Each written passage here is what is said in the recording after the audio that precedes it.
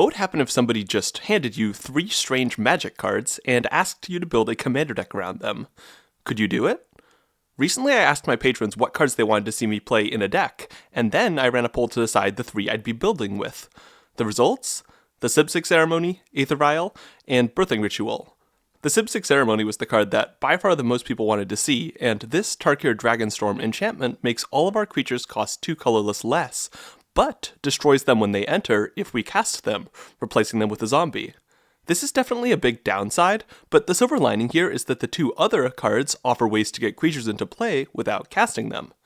Birthing Ritual is a 2-mana enchantment that offers a sort of limited birthing pod effect, letting us look at the top 7 cards of our library on each end step and sacrifice a creature to replace it with one from those cards. Aether Vial is a much older card, a 1-mana artifact that can gain a counter on our upkeep and which taps to put a creature with mana value equal to the number of counters on it into play. So, where to start here? For one, we're in at least Golgari colors, and with a triple black on the Sibig Ceremony, we're going to be hard-pressed to push too far beyond that without some Urborg-oriented assistance. All 3 of these cards care about creatures, and some of them care about creatures kind of a lot. Birthing Ritual is probably the lowest commitment card here. It has a low mana cost, relatively flexible criteria for potting things, and you get to see all your options before sacrificing. Really, the only thing this needs to work well is a moderately large creature count, though it can also help to have a decent spread between mana values to allow stair-stepping up in mana costs. Speaking of which, let's talk about Aether Vial. It's a card traditionally played in heavily creature-based decks with relatively low average mana values. Typically, you drop it early, get it up to 2 or 3 counters, and then pop out extra dudes at instant speed for the rest of the game. This makes sense in a fast 60-card deck, but what about in an EDH deck? The effect of deploying creatures more rapidly isn't such a guaranteed benefit in the slower, typically higher curved EDH format. The card also doesn't do anything immediately after played, which certainly doesn't spell success for a card in EDH, but maybe there's a niche for it. It's still a low-cost card, and the instant speed might be useful in some instances. Like Birthing Ritual, this card is going to be looking for a high creature count to be useful, and preferably a relatively low average mana cost among those creatures, so that the card is actually able to feel impactful in the first couple turns after it's been played. The most challenging thing here is definitely the Sibig Ceremony, and that's because it comes with a fat downside. Your creatures literally get destroyed as soon as they enter. Among the 5 commanders this currently sees significant play in, none include green, so we're going to have to get creative here.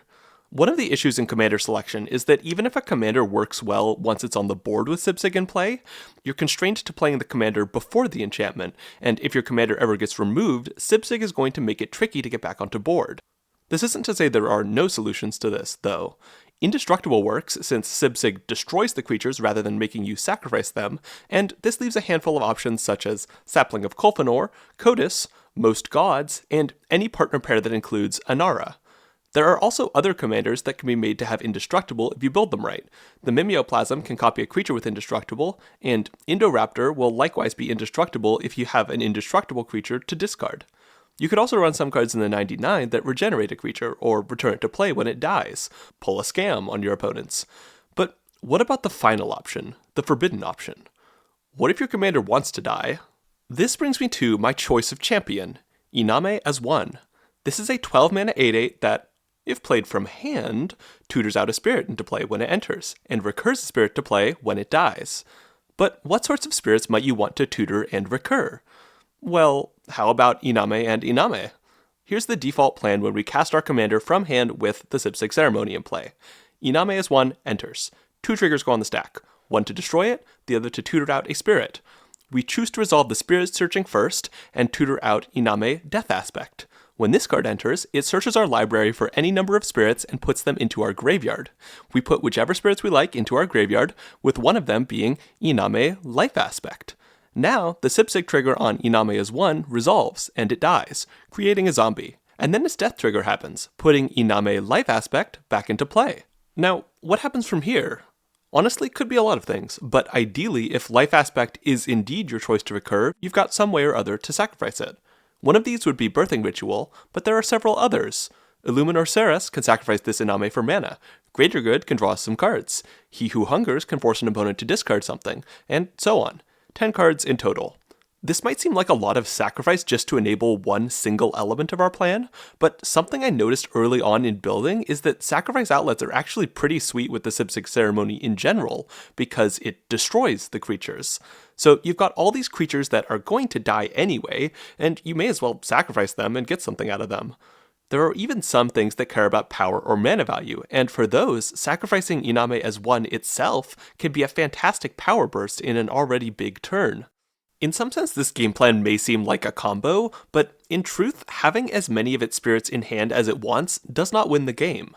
It certainly makes it easier, and will lead to rapid victory sometimes with the right prerequisites, but I didn't feel like hammering this deck's commander plan into a consistent win, for reasons that may become clear a bit later. No, instead, this deck is a patchwork of different payoffs and win cons that align with the central pillars of this deck that we've laid out. First off, there's a perfectly adequate Spirits mid-range plan. A couple Myojin exist as top-end indestructible threats, one of which being Myojin of Life's Web that can dump a loaded hand onto the board in short order. There are also several spirits with effects that happen when spirit or arcane cards are played. Infernal Kirin strips out opposing hands, Kodama of the South Tree pumps our board, zombies included, and Kodama of the East Tree can allow for quicker deployment of spirits. Getting these out safely with the Sibig ceremony in play can be tricky, but there are a few options. One of these would be to regenerate a creature with a Cursed Dunyard, and another would be to use the front side of Malachur Rebirth or Revitalizing Ripass to keep the creature in question alive. The final option is Aether Vial. Though this deck doesn't fit the conventional mana curve of an Aether Vial deck, it is at least somewhat predictable in what spirits it will have available, and can plan ahead to have a certain number of counters for a pivotal turn, based on what seems like will be the best play. The other major option for a win con here is the lands package, and this actually came about quite organically. First, a number of specific lands really help out with our game plan. Urborg for casting the Sibig ceremony, Reliquary Tower for holding a fat hand of spirits, a Cursed Dunyard for getting around the Sibig ceremony, Command Beacon for getting Ename into hand, and a few second-tier lands as well. In addition, a number of cards that naturally fit into the deck just inherently work well with a lands package. Kura is a classic lands card that's also a spirit with a death trigger. White of the Reliquary is a lovely sackability zombie, and Spirit of the Alderguard is a friendly bear who can find us a Dark Depths. So herein lies the final win con. Field of the Dead can get us even more zombies, Dark Depths can do its dark and depthy things, and a couple mainlands can swing real big as a result of this deck's strange quirks. So that's how this deck tries to run to the finish line, but it'd be a little unfair for me to not talk about the setup steps. Like, sure, for some decks you can start the game plan at casting the commander, but getting to that point is, in this case, a bit of a Herculean task. The card is 12 mana, and relevantly, we need to get it into our hand before playing it. The ETB doesn't happen if we cast it from the command zone. So, let's start there. In this deck there are 4 cards that allow for getting our commander out of the command zone. Campfire, Netherborn Altar, Road of Return, and Command Beacon. And getting one of these will naturally be a requirement for any sort of commander-based gameplay, unless we're real down bad for a recursion spell. Next up, the 12 mana part. That's a lot of mana, but thankfully there's a decent amount of high-caliber ramp that slots nicely into this deck. There are several ramp sources that are spirits as well, and these include a handful of spirit or arcane effect cards from the original Kamigawa, as well as Cryptcast, which is a fantastic card if we can get Urborg into play. Joining these is Illuminor Ceres and Soldevi Adnate, which we'd prefer to use on one of the Inames to get a massive surge of mana, but these can also help build up to a commander cast in a pinch as well.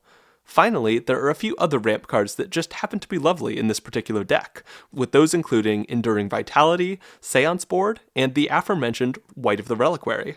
Joining these is a decent draw suite as well, 14 cards if I include Birthing Ritual among them, which I am choosing to do, and if you have issues with that, I recommend you leave a comment telling me all about it.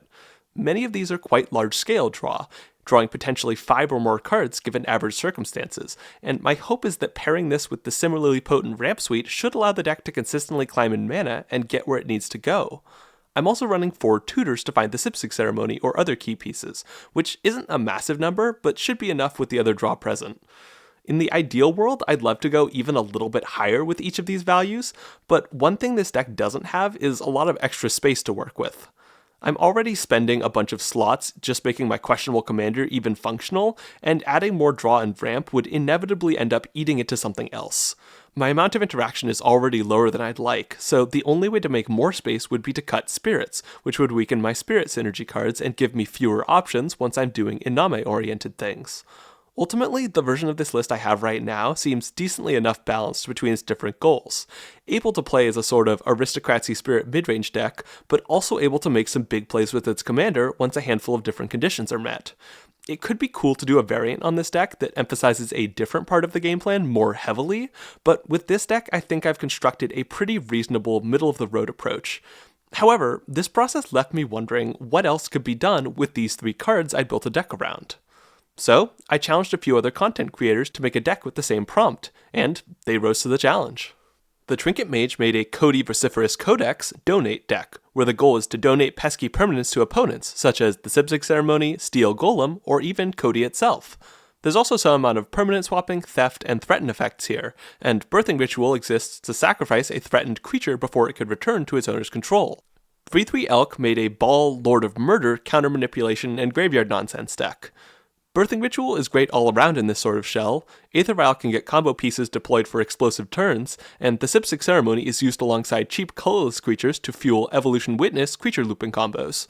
This is a different approach than I took, and there's less broad synergy with the Sibig Ceremony, but much more explosive combo potential with it. Quips and Guac also picked out a Forgotten Realms god, Merkle, Lord of Bones. This card is pretty neat with Sibig Ceremony because when it destroys your creatures, they simply come back as enchantments. Merkle also has an indestructible clause, so there's a decent chance of being able to get it back out at some point if it gets deleted with the Sibig Ceremony on board, and this deck packs a whole lot of ramp to pay for expensive plays with its commander. Arcosa built a Tayam combo deck. Aether Vial and Birthing Ritual are solid here since a large portion of the deck is 1-3 mana creatures, and the Sibig Ceremony helps out with multiple of the deck's combo lines.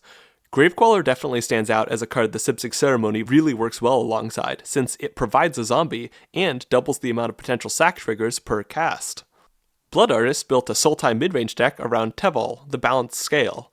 This is a heavily creature-based deck to support Birthing Ritual and Aether Vial, and we can see a number of cool Sibig Ceremony interactions here. Lots of sack outlets, lots of ETBs and death abilities, a ton of recursion for looping ETB and death abilities, and a number of leaving graveyard payoffs for generating value all in the process. Thanks to these 5 for taking a crack at this. I love all the cool ideas here. And honestly, I'm sure there are plenty of other neat ideas out there too. Let me know in the comments if you have any thoughts of what to do with these 3 cards. I do actually read them, and I love hearing all sorts of creative thoughts from people. With that said, thanks for watching, and thanks to Architect for supporting the channel. I'm always so glad to be an Architect user when I'm building highly conceptual decks like this due to all of its great features for analyzing what I'm building. With a 2-second little search, I can isolate the spirits in the deck and look at just those cards to see what's there, both in my main board and in my maybe board. A link to this deck is down in the description. I also want to thank my patrons, some of whom are on screen now. If you want to support what I do on this channel, a link to my Patreon is down in the description. Finally, I was on an episode of Extra Turns that recently released, and if you want to check that out, that's also going to be in the description.